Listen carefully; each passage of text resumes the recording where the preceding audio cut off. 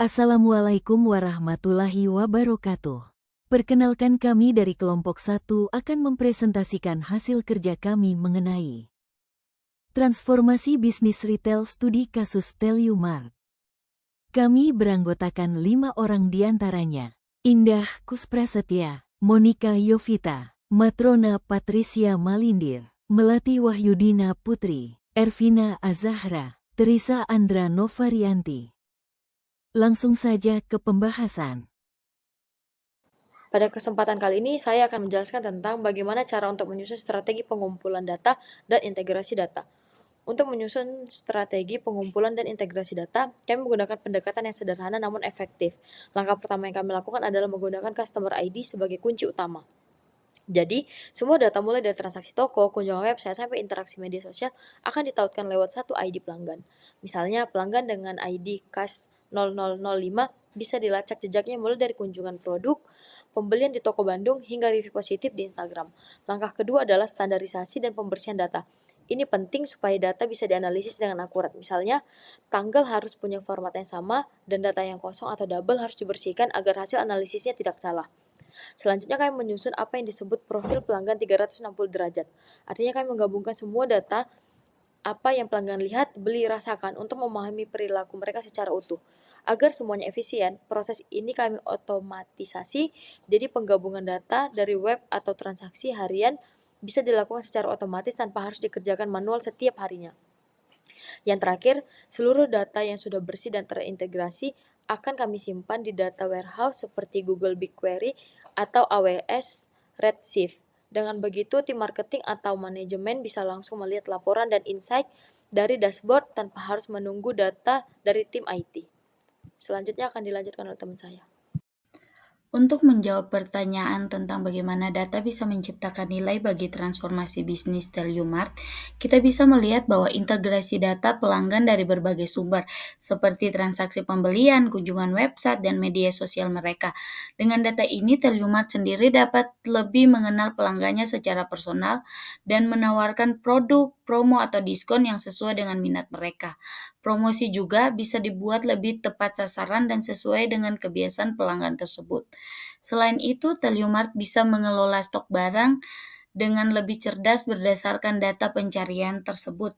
Loyalitas pelanggan pun dapat dijaga melalui penawaran khusus untuk pelanggan-pelanggan yang aktif. Dari sisi produk, data media sosial membantu Telumart memperbaiki produk berdasarkan keluhan pelanggan secara cepat. Telumart juga dapat menghitung nilai jangka panjang setiap pelanggan melalui estimasi Customer Lifetime Value atau CLV yang membantu perusahaan fokus pada pelanggan yang paling menguntungkan.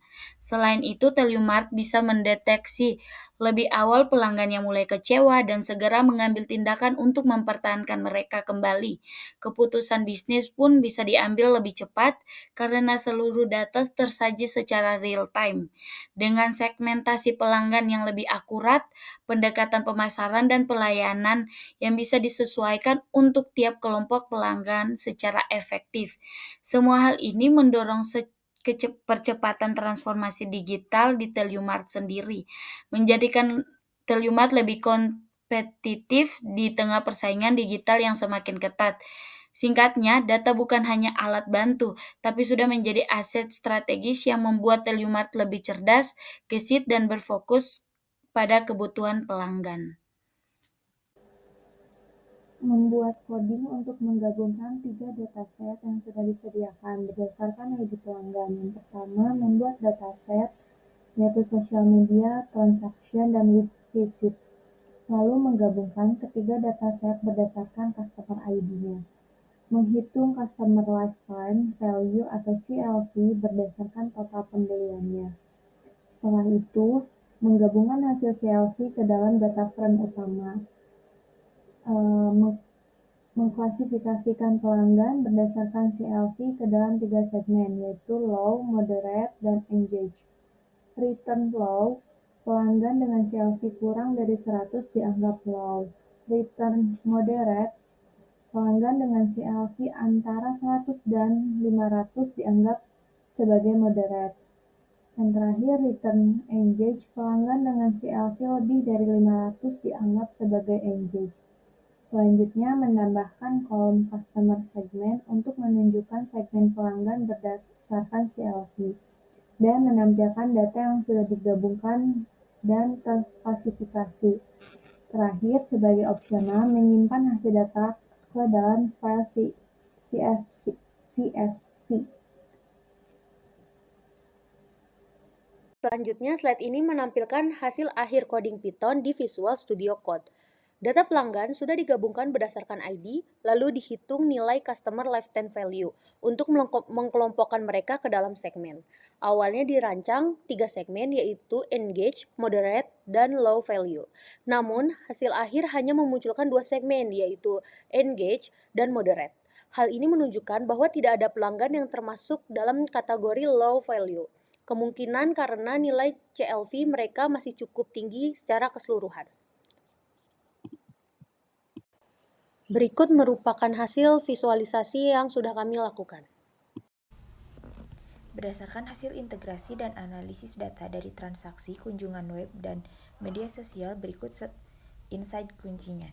Yang pertama, segmentasi pelanggan mengungkapkan perbedaan nilai ekonomi. Sebagian besar pelanggan tergolong dalam kategori low value dengan CLV di bawah 100. Hanya sebagian kecil yang masuk ke kategori engage, namun mereka menyumbang proporsi lebih besar dari total pembelian. Yang kedua, ada keterkaitan antara aktivitas web dan pembelian. Terdapat korelasi antara frekuensi atau durasi kunjungan web dan tingkat pembelian. Pelanggan yang sering mengunjungi situs cenderung memiliki CLV yang lebih tinggi. Namun, ada segmen pengguna dengan aktivitas web yang tinggi tetapi pembelian rendah. Ini menunjukkan peluang remarketing yang belum dimanfaatkan. Yang ketiga, ada sentimen media sosial menjadi indikator loyalitas. Pelanggan dengan sentimen positif lebih sering berada di segmen engage, sedangkan sentimen negatif sering datang dari pelanggan yang low value.